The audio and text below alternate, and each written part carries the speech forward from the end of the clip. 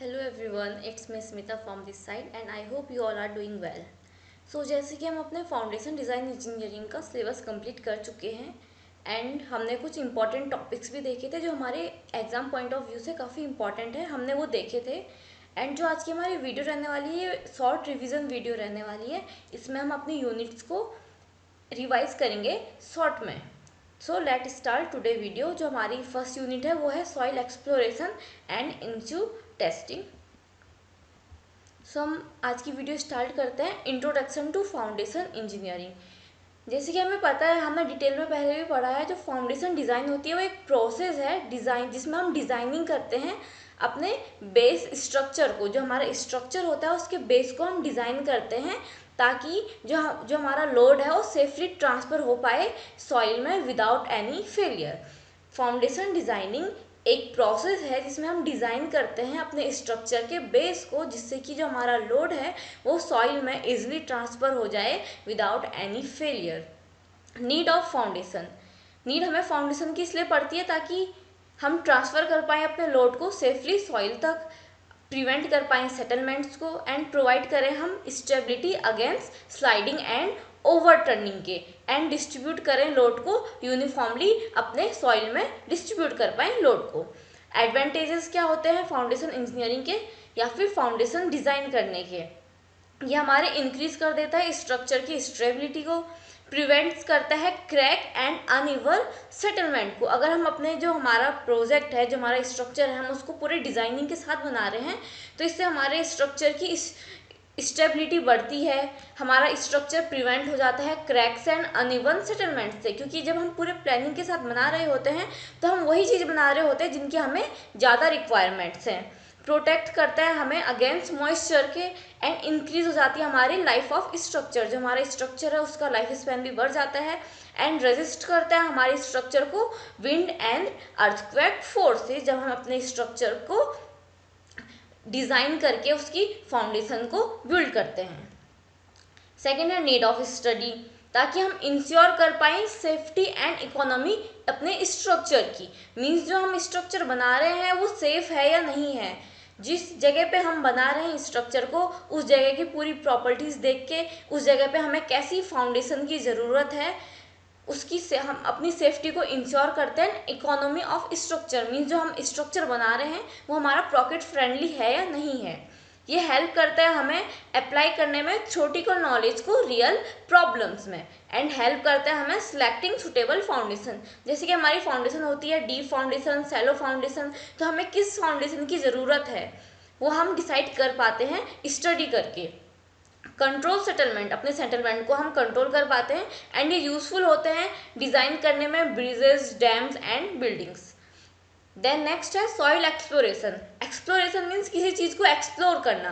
जैसे कि किसी चीज़ हम कहते हैं सी एक्सप्लोर करना या फिर डेजर्ट्स को एक्सप्लोर करना, मीन्स हम उस चीज़ को एक्सप्लोर कर रहे हैं। वैसे ही होता है सॉइल एक्सप्लोरेशन, हम यहाँ पर सॉइल को एक्सप्लोर कर रहे हैं, उसके बारे में जान रहे हैं। सॉइल एक्सप्लोरेशन एक प्रोसेस है जिसमें हम स्टडी करते हैं सॉइल की प्रॉपर्टीज़ को बिफोर कंस्ट्रक्शन। कंस्ट्रक्शन करने से पहले हम सॉइल एक्सप्लोरेशन से सॉइल की प्रॉपर्टीज़ को एक्सप्लोर करते हैं, स्टडीज़ करते हैं। इसकी इंपॉर्टेंस होती है ये, इससे हमें आइडेंटिफाई होती है सॉइल की लेयर्स को। मीन्स जो हमारी सॉइल की लेयर्स हैं वो पुअर हैं, वीक हैं, स्ट्रॉन्ग हैं, उनकी बियरिंग कैपेसिटी कितनी है, अल्टीमेट बियरिंग कैपेसिटी कितनी है।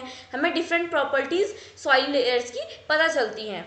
हम डिटरमाइन करते हैं स्ट्रेंथ एंड कॉम्प्रेसिबिलिटी, हमारी सॉइल की स्ट्रेंथ कितनी है, ये कितना वेट बेयर कर सकती है, एंड कॉम्प्रेसिबिलिटी कितनी है, कितनी हमारी सॉइल कॉम्प्रेस हो सकती है। हमें ये सब पता चलता है सॉइल एक्सप्लोरेशन से। ये हेल्प करती है हमें सेटलमेंट एनालिसिस करने में। मीन्स अगर हम पहले ही सॉइल को स्टडी कर लें तो इससे हमें पता चल जाता है कि हमारी सॉइल में कितना सेटलमेंट हो सकता है। सिलेक्ट फाउंडेशन टाइप, हमें कौन सी फाउंडेशन बनाने की वहाँ पर नीड है सॉइल में। And ensure safety and economy, and हम इससे सॉइल एक्सप्लोरेशन से हम अपनी सेफ्टी को इंश्योर करते हैं एंड इकोनॉमी को भी इंश्योर करते हैं। मीन्स हमारा खर्चा ज़्यादा नहीं आता है अगर हम हर चीज़ को प्लानिंग के साथ बना रहे हैं। अगर हम ना करें सॉइल एक्सप्लोरेशन को तो क्या होगा, फाउंडेशन में फेलियर्स आएंगे, अनइवन सेटलमेंट्स होंगे, क्रैक्स आएंगे हमारे स्ट्रक्चर में, एक्स्ट्रा कॉस्ट लगेगी एंड रिस्क ऑफ कोलैप्स होगा। देन नेक्स्ट है स्टेजेस ऑफ सॉइल एक्सप्लोरेशन। हम सॉइल को एक्सप्लोर तो कर रहे हैं, बट उसमें क्या क्या स्टेज आते हैं जब हम एक्सप्लोर करते हैं किसी चीज़ को। पहले हम प्लानिंग करते हैं, देन हम एग्जीक्यूट करते हैं, एंड देन हम उसमें रिपोर्टिंग करते हैं। प्लानिंग मीन्स हम करते हैं इसमें स्टडी स्ट्रक्चर एंड साइट। जो हमारा स्ट्रक्चर है या फिर जो हमारी साइट है जहाँ पर हमारा स्ट्रक्चर है, हम वहाँ पर स्टडी करते हैं, अपनी साइट की स्टडी करते हैं, अपने सॉइल्स की स्टडी करते हैं, एंड सो ऑन। डिसाइड करते हैं हम बोर होल की लोकेशन एंड डेप्थ को। मीन्स जब हम सॉइल को एक्सप्लोर कर रहे हैं, हमें वहाँ पर बोर होल को कंस्ट्रक्ट करने की ज़रूरत होती है, ताकि वहाँ से हम अपनी सॉइल को निकाल पाएँ और उसमें उसकी हम स्टडी कर पाएँ। तो हम डिसाइड करते हैं प्लानिंग में कि हम बोर होल जो हमारा बोर होल होगा उसकी लोकेशन कहाँ पर रहेगी एंड कितनी डेप्थ का हमारा बोर होल होगा। देन हम सेलेक्ट करते हैं हम कौन सा मेथड यूज़ करेंगे। जब हम अपना बोरहोल करेंगे क्रिएट, तो उसके लिए हम कौन सा मेथड यूज़ करेंगे। ये सब चीज़ें हमने पहले करी, प्लानिंग करी। अब देन नेक्स्ट आता है एग्जीक्यूट करने को। जो चीज़ें हमने प्लानिंग करी है उन चीज़ों को एग्जीक्यूट करना। तो फर्स्ट हम करते हैं कंडक्ट करते हैं हम बोरिंग एंड ड्रिलिंग। हम बोरिंग, अगर हमें बोरिंग की ज़रूरत है तो हम बोरिंग करते हैं, अगर हमें ड्रिलिंग की ज़रूरत है तो हम ड्रिलिंग करते हैं, अगर हमें दोनों की ही ज़रूरत है तो हम दोनों चीज़ करते हैं। देन हमने बोरिंग और ड्रिलिंग करी तो हमें देन सैंपल मिलता है, हम उस सैंपल को कलेक्ट करते हैं, एंड जब हमें सैंपल मिल जाता है तो हम सैंपल में परफॉर्म करते हैं फील्ड टेस्ट को परफॉर्म करते हैं। जब हम वहाँ पे टेस्ट परफॉर्म कर देते हैं तो हमें उसके बाद रिपोर्ट मिलती है। देन नेक्स्ट स्टेप आता है हमारा रिपोर्टिंग का, जिसमें हम एनालाइज करते हैं अपने रिजल्ट्स को। जो टेस्ट करने के बाद हमारे रिजल्ट आए, हम उन रिजल्ट को एनालाइज करते हैं, प्रिपेयर करते हैं हम एक सॉइल की रिपोर्ट को, एंड सजेस्ट करते हैं फाउंडेशन का टाइप। मीन्स यहाँ पर हमें अपनी सॉइल के अकॉर्डिंग कौन सी फाउंडेशन, कौन से टाइप की फाउंडेशन बनानी चाहिए। नेक्स्ट आता है मेथड ऑफ सॉइल एक्सप्लोरेशन। ये तो था स्टेज कौन कौन से हैं सॉइल एक्सप्लोरेशन करने के, सॉइल को एक्सप्लोर करने के स्टेजेस कौन कौन से हैं। अब ये है कौन कौन से मेथड से हम सॉइल को एक्सप्लोर कर सकते हैं। तो फर्स्ट आता है हमारे पास बोरिंग। बोरिंग में हम एक होल बनाते हैं ग्राउंड में, जिससे कि हम स्टडी कर पाएँ सॉइल्स की लेयर्स को। इसका पर्पस होता है हम आइडेंटिफाई कर पाएँ सॉइल के स्ट्रेटा को। मीन्स डिफरेंट लेयर को हम आइडेंटिफाई कर पाएँ सॉइल के, हम सॉइल का सैंपल कलेक्ट कर पाएँ एंड डिटरमाइन कर पाएँ ग्राउंड वाटर लेवल को। जो हमारा ग्राउंड वाटर होता है उसका लेवल क्या है, हम उसको डिटरमाइन कर पाएँ एंड डिसाइड कर पाएँ हमारी फाउंडेशन की डेप्थ। जो हम फाउंडेशन बनाने वाली है उसकी हमें कितनी डेप्थ चाहिए, ये सब पर्पस होता है हमारा बोरिंग से। बोरिंग से हमें ये सब चीज़ें पता चलती हैं। प्रोसेस क्या होता है बोरिंग का, सबसे पहले हमारे पास एक ड्रिल मशीन होती है जिसको हम यूज़ करते हैं। ड्रिल मशीन से हम ड्रिलिंग करते हैं, सॉइल को हम रिमूव करते हैं। जो सॉइल हमने ड्रिल करके निकाली है नीचे से, उस सॉइल को हम देन कलेक्ट करते हैं, एंड जो सॉइल को हमने कलेक्ट करा है उस पर हम टेस्ट परफॉर्म करते हैं, एंड सॉइल प्रोफाइल को हम रिकॉर्ड करते हैं। देन सेकंड आता है हमारे पास ड्रिलिंग। ड्रिलिंग में हम एक मेकिंग डीप होल, ड्रिलिंग में हम एक डीप होल बनाते हैं। इसमें हम यूज़ करते हैं रोटेटरी ड्रिलिंग बिट का। पर्पस होता है हम एक्सप्लोर कर पाएँ डीप सॉइल लेयर्स को। मीन्स ज़्यादा डेप्थ तक हम सॉइल के लेयर्स को एक्सप्लोर कर पाएँ, इसलिए हम ड्रिलिंग करते हैं। इसमें हम करते हैं कलेक्ट सॉइल या फिर रॉक के सैंपल्स को हम कलेक्ट करते हैं। स्टडी करते हैं हम सरफेस कंडीशंस को। मीन्स जो हमारी टॉप लेयर्स होती है वो तो हमारी सरफेस लेयर होती है, बट जो नीचे की सब सरफेस लेयर्स होती है उसमें हम उनकी कंडीशंस को हम स्टडी कर पाएँ। अब है मेथड या फिर टाइप ऑफ बोरिंग। हमने यहाँ पर देखा बोरिंग एंड ड्रिलिंग। अब हम देख रहे हैं मेथड या फिर टाइप ऑफ बोरिंग क्या क्या होते हैं। तो जो बोरिंग एक प्रोसेस है जिसमें हम एक होल बना रहे हैं ग्राउंड में, जिससे कि हम स्टडी कर रहे हैं सॉइल के लेयर्स को एंड सैंपल को कलेक्ट कर रहे हैं। टाइप ऑफ बोरिंग में फर्स्ट आता है एगर बोरिंग। एगर बोरिंग को हम यूज़ करते हैं सॉफ्ट सॉइल में, लाइक क्ले या फिर सिल्ट में हम यूज़ करते हैं एगर बोरिंग को। ये डन होता है मैनुअली या फिर मैकेनिकली। मीन्स ह्यूमन बीइंग इसको परफॉर्म करता है एगर बोरिंग को, या फिर मशीन से हम इसको परफॉर्म करते हैं। ये सूटेबल नहीं होता है बिलो वाटर टेबल। मीन्स अगर हमें बोरिंग करनी है, हमारी बीच में वाटर टेबल आ जाती है एंड हमें वाटर टेबल के नीचे तक बोरिंग करनी है, तो उसमें एगर बोरिंग मेथड सूटेबल नहीं होता है। ये यूज़ होता है सैलो डेप्थ एक्सप्लोरेशन के लिए। मीन्स जहाँ पर हमारी डेप्थ कम हो ऐसी जगह पर ये सूटेबल होता है एगर बोरिंग मेथड। सेकंड आता है वॉश बोरिंग। वॉश बोरिंग में हमारे पास वाटर का जेट होता है जिसको हम यूज़ करते हैं सॉइल को यूज़ करने के लिए। लूज करने के लिए। मीन्स हमारे पास एक वाटर का जेट स्प्रे होता है जिससे कि हम वाटर को बहुत ज़्यादा प्रेशर से अप्लाई करते हैं सॉइल में, जिससे कि पहले तो हमारी सॉइल लूज हो जाती है। जब हमारी सॉइल पहले लूज होती है देन वो वहाँ पर से बाहर निकलने लगती है एक स्लरी की तरह। Soil comes out as slurry.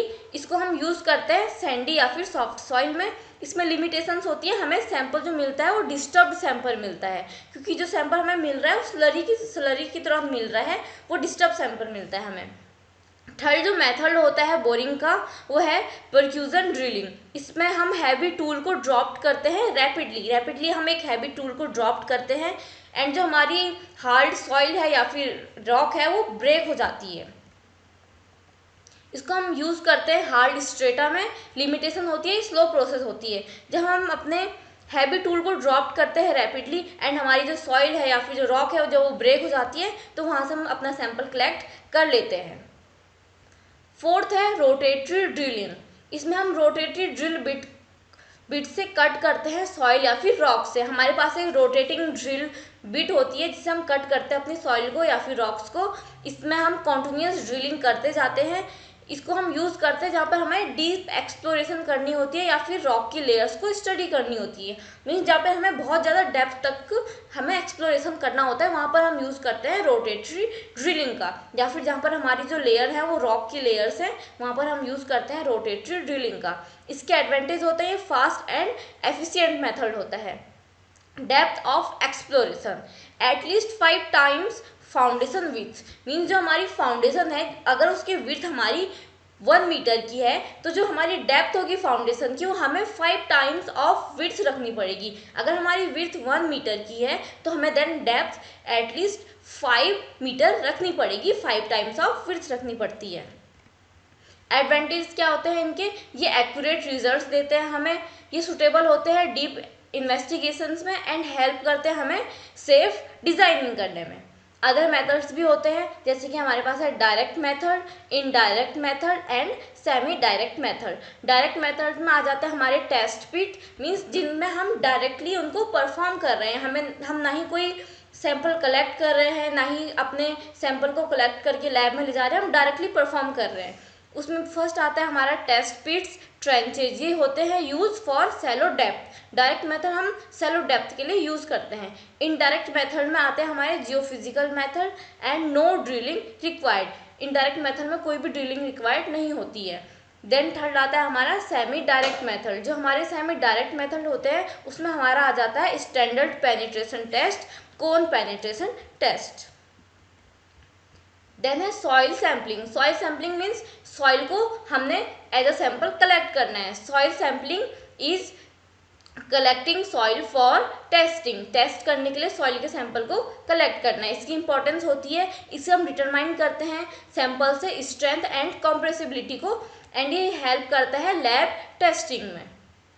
Types होते हैं हमारे जो सॉइल सैम्पलिंग, जब हम सैम्पलिंग करते हैं तो हमें जो सैंपल मिलता है तो हमारे सैंपल के भी टाइप होते हैं, डिस्टर्ब सैंपल या फिर अनडिस्टर्ब सैंपल।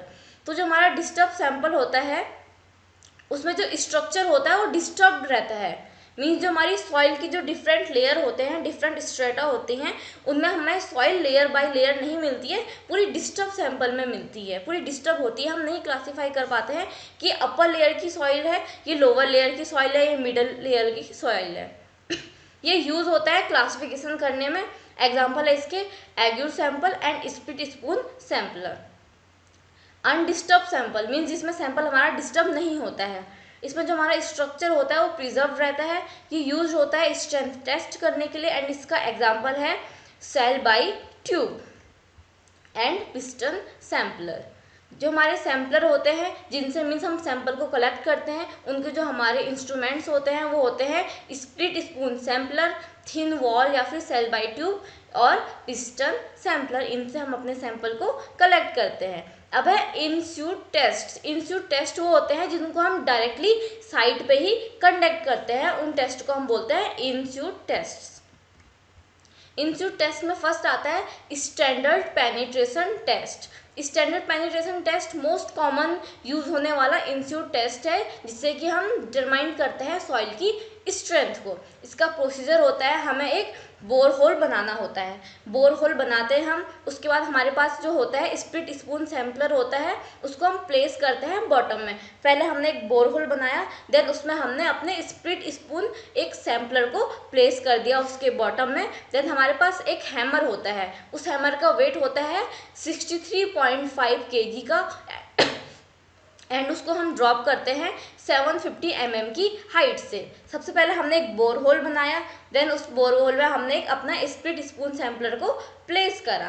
देन हमने एक हैमर लिया, जिस हैमर का हमारा वेट होगा 63.5 kg का, एंड उसको हम ड्रॉप करेंगे अपने स्प्लिट स्पून सैम्पलर के ऊपर from the height of 750 mm। 750 height की से हम उसको ड्रॉप करेंगे और हम ब्लोज को काउंट करेंगे 30 सेंटीमीटर पेनिट्रेशन के लिए। मींस जब तक हमारा 30 सेंटीमीटर का पेनिट्रेशन नहीं हो जाता है हमारे सैम्पलर का, जब तक वो 30 सेंटीमीटर पेनिट्रेट नहीं हो जाता है ग्राउंड में, तब तक हम अपने हैमर को ड्रॉप करते जाते हैं। एंड कितने हैमर के ड्रॉप के बाद जो हमारा सैम्पलर है वो 30 सेंटीमीटर पेनिट्रेट कर जाता है, जितने नंबर ऑफ ब्लोज के बाद हमारा जो सैम्पलर है वो 30 सेंटीमीटर पेनिट्रेट कर जाता है, उस वैल्यू को हम बोलते हैं एन वैल्यू।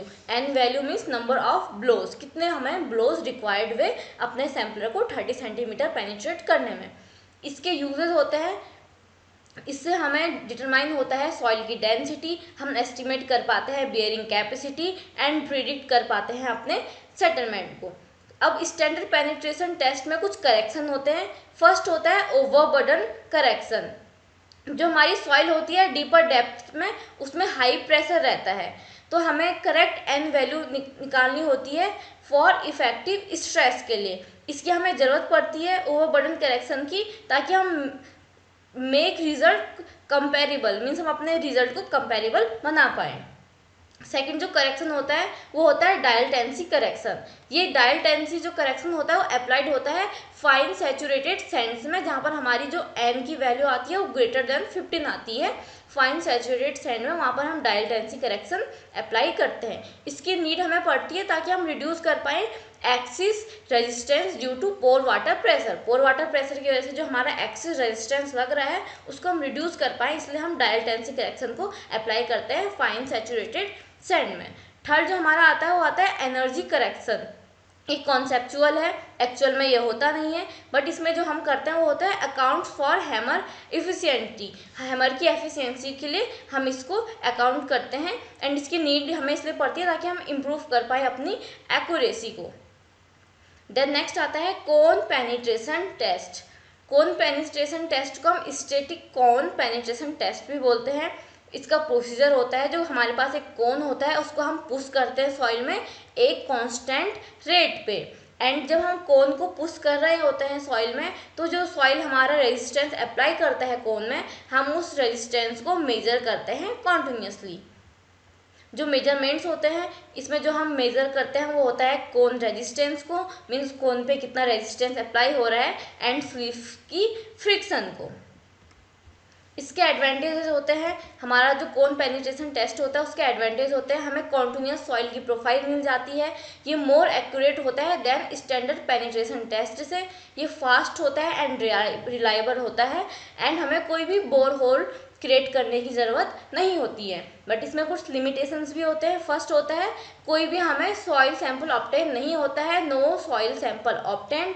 ये डिफ़िकल्ट होता है ग्रेवल या फिर हार्ड सॉइल में परफॉर्म करना, एंड जो इसके इक्विपमेंट्स होते हैं वो कॉस्टली आते हैं। नेक्स्ट टॉपिक हमारे पास है डायनामिक कोन पेनिट्रेशन टेस्ट। जो डायनेमिक कोन पेनिट्रेशन टेस्ट है ये फील्ड टेस्ट है, इसको भी हम फील्ड में ही परफॉर्म करते हैं, जहाँ पर कि हम एक कोन को ड्राइव करते हैं सॉइल में यूजिंग हैमर ब्लोज। हैमर्स के ब्लोज से हम अपने हैमर के ब्लोज से हम अपने कोन को सॉइल में पेनिट्रेट करते हैं। इसका प्रोसीजर देखते हैं। हम कोन को प्लेस करते हैं अपने ग्राउंड में एंड हैमर से उसमें ड्रॉप करते हैं रैपिडली, एंड जो हमारा पेनिट्रेशन होता है उसको देन हम मेज़र करते हैं। इसके यूजेस होते हैं रोड्स में या फिर पेवमेंट डिज़ाइन में हम इसे यूज़ करते हैं। ये हमें क्विक सॉइल इन्वेस्टिगेशन देता है। इसके एडवांटेज होते हैं सिंपल एंड फास्ट मेथड है, हमें यहाँ पर कोई भी बोर होल बनाने की ज़रूरत नहीं होती है। इसमें लिमिटेशंस होते हैं, ये लेस एक्यूरेट होता है और हमें कोई भी सॉइल का सैंपल नहीं मिलता है इसमें। देन नेक्स्ट है हमारे पास जियोफिजिकल मेथड। जो जियोफिजिकल मेथड है वो नॉन डिस्ट्रक्टिव मेथड है सॉइल की स्टडी करने का। इसमें जियोफिजिकल मेथड में फर्स्ट मेथड आता है सॉइल रेजिस्टिविटी मेथड। ये बेस्ड होता है इलेक्ट्रिकल रेजिस्टेंस पे, मीन्स हम इलेक्ट्रिसिटी को पास करते हैं सॉइल की लेयर से और देखते हैं कि उसमें जो हमारी सॉइल की लेयर है कितना रेजिस्टेंस प्रोवाइड कर रही है, कितना रेजिस्टेंस लगा रही है, उसको हम मेज़र करते हैं। जो हमारी क्ले होती है वहाँ पर हमें लो रेजिस्टेंस देखने को मिलता है, एंड जो हमारी सैंड होती है सैंड में हमें हाई रेजिस्टेंस देखने को मिलता है। इसके यूजेस होते हैं, इस मेथड के यूजेस होते हैं सॉइल लेयर्स को स्टडी करने में एंड ग्राउंड वाटर को स्टडी करने में। एडवांटेज होते हैं, ये फास्ट मेथड है, लो कॉस्ट लगती है इसमें, एंड लार्ज एरिया हमारा बहुत ही जल्दी कवर हो जाता है। सेकेंड मेथड आता है हमारा seismic refraction method. Second seismic refraction method में हम यूज़ करते हैं सेस्मिक वेव्स का। इसको हम यूज़ करते हैं डेप्थ ऑफ रॉक, मीन्स अगर हमें काफ़ी डेप्थ ऑफ रॉक को स्टडी करना होता है तो हम सेस्मिक रिफ्रैक्शन मेथड को यूज़ करते हैं, या फिर हमें सॉइल की लेयर्स को स्टडी करना होता है बहुत ही डेप्थ तक तो हम यूज़ करते हैं सेस्मिक रिफ्रैक्शन मेथड को। इसके एडवांटेज होते हैं, लार्ज एरिया को कवर कर देता है एंड यूजफुल होता है डीप स्टडी करने में, बट डिसएडवांटेज होता है ये कॉस्टली होता है ये मेथड, एंड इसमें हमें रिक्वायर्ड होती है स्किल्स की। देन नेक्स्ट आता है हमारे पास स्टैंडर्ड पेनिट्रेशन टेस्ट की डिटेल्स हम एक बार देखते हैं। जो हमारे पास इक्विपमेंट होते हैं वो होता है हमारे पास स्प्लिट स्पून सैम्पलर होता है, जो हमारा हैमर होता है 65 kg का हैमर होता है, एंड 75 सेंटीमीटर का जब हम फ्री फॉल करते हैं। जो फर्स्ट 15 सेंटीमीटर का जो हमारा पेनिट्रेशन होता है उसमें हम काउंट नहीं करते हैं, उसको हम काउंट नहीं करते हैं। जो 15 सेंटीमीटर के बाद का जो हमारा पेनिट्रेशन होता है, आफ्टर 15 सेंटीमीटर जो हमारा 30 सेंटीमीटर का पेनिट्रेशन होता है उसको हम मेज़र करते हैं कि ये जो 30 सेंटीमीटर का पेनिट्रेशन हो रहा है वो कितने नंबर ऑफ ब्लोज अप्लाई करने में हो रहा है, एंड जितने नंबर ऑफ ब्लोज हम अप्लाई करके 30 सेंटीमीटर का हमें पेनिट्रेशन मिलता है उस वैल्यू को हम बोलते हैं एन वैल्यू। रिफ्यूज़ल कंडीशन, हम कौन सी कंडीशन में टेस्ट को अप्लाई नहीं करते हैं? अगर हमारा पेनिट्रेशन लेस देन 2.5 सेंटीमीटर है फॉर 50 ब्लोज, मीन्स अगर हम अपने 50 ब्लोज अप्लाई कर चुके हैं बट जो हमारा पेनिट्रेशन है अभी भी वो लेस देन 2.5 सेंटीमीटर है, तो हम फिर इस टेस्ट को परफॉर्म नहीं करते हैं। हम वहाँ पर कह देते हैं कि यहाँ पर ये टेस्ट हमारा सुटेबल नहीं होगा। स्टैंडर्ड पेनिट्रेशन टेस्ट करेक्शन, ये हमने पहले भी देखे अभी, ओवरबर्डन करेक्शन, जिससे कि हम एडजस्ट करते हैं एन वैल्यू को for soil pressure. Dial Tennessee correction, ये अप्लाइड होता है सैचुरेटेड फाइन सैंड में जहाँ पर कि एन की value greater than 15 ohm. Then next है effective stress, sigma dash is equals to sigma minus mu. यहाँ पर सिग्मा होता है टोटल स्ट्रेस, म्यू होता है पोर वाटर प्रेशर।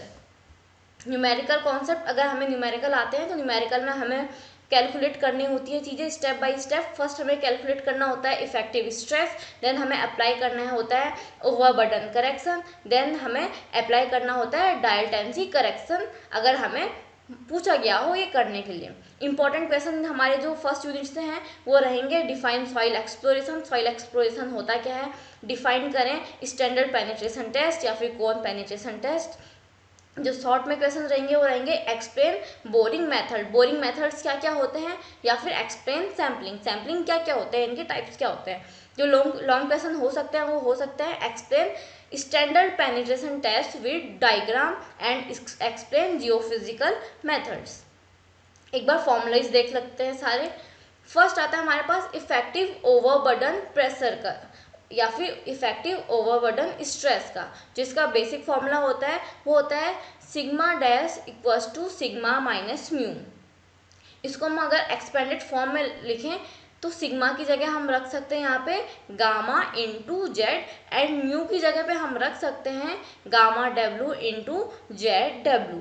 अगर हमारी वाटर टेबल भी इन्वॉल्व है तो अगर हमें जो हमारा इफेक्टिव ओवरबर्डन प्रेशर है या फिर इफेक्टिव ओवरबर्डन स्ट्रेस है वो एवव वाटर टेबल निकालना है, वाटर टेबल से ऊपर के लिए निकालना है, तो वहाँ पे सिग्मा इजिकल्स टू हो जाता है gamma into Z. Gamma into Z जो यहाँ पर था वही यहाँ पर रहता है। लेकिन अगर हमें बिलो वाटर टेबल के लिए निकालना है तो हमारे पास यहाँ पर sigma dash is equal to हो जाता है gamma into Z1 plus gamma dash into Z2।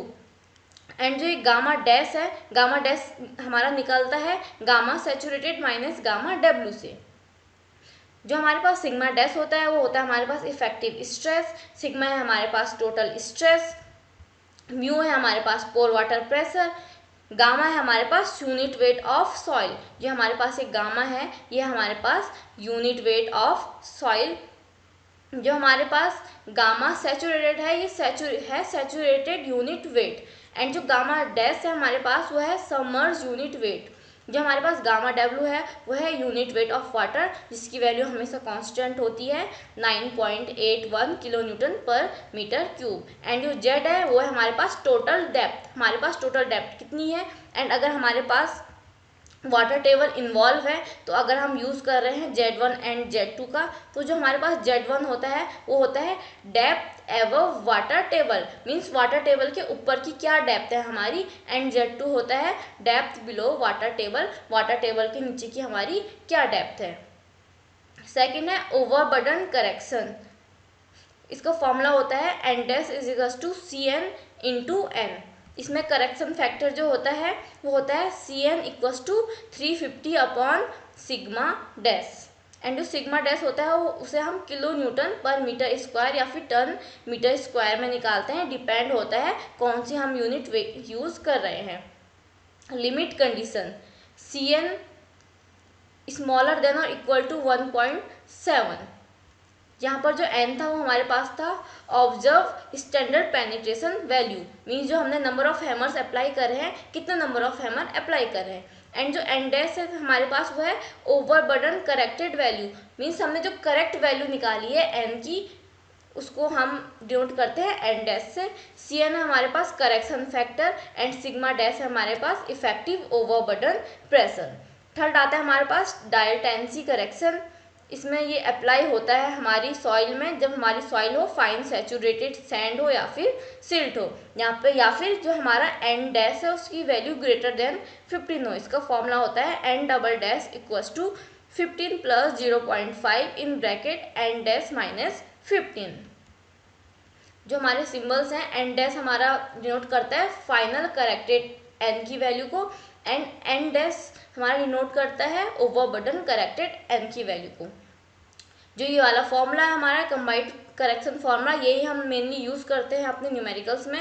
इसमें NC इक्वल्स टू हो जाता है NC equals to CN into N plus 15 upon 2। जो फर्स्ट टर्म है वो ओवरबर्डन करेक्शन का है CN इंटू एन, जो प्लस 15 है वो डायल्टेंसी बेस वैल्यू है। एंड जो हम डिवाइड बाई 2 कर रहे हैं वो इसलिए कर रहे हैं क्योंकि हम इनका एवरेज निकाल रहे हैं। जो NC है वो डिनोट करता है फाइनल करेक्टेड एन वैल्यू को, एंड CN डिनोट करता है हमारे ओवरबर्डन फैक्टर को। एंड जो N है वो है ऑब्जर्व N, जो हमने N की वैल्यू को ऑब्जर्व करा है। देन नेक्स्ट आता है submerge unit weight, means gamma dash. Gamma dash equals to होता है gamma saturated minus gamma W. डिफ्यूजल कंडीशन हमने ये पहले भी देखा, अभी हम कब टेस्ट को परफॉर्म नहीं करते हैं, जब हमारा पेनिट्रेशन लेस देन 2.5 सेंटीमीटर का हो 50 ब्लोज में, मीन्स हम 50 ब्लोज को अप्लाई कर चुके हैं बट हमारा जो पेनिट्रेशन है वो भी लेस देन 2.5 सेंटीमीटर है, देन यहाँ पर हम अपने टेस्ट को फिर परफॉर्म नहीं करते हैं। इसको हम बोलते हैं रिफ्यूज़ल कंडीशन। तो इस वीडियोज़ में इतना ही, बाकी के हम पार्ट्स देखते हैं नेक्स्ट वीडियोज़ में। तब तक थैंक यू, गुड बाय।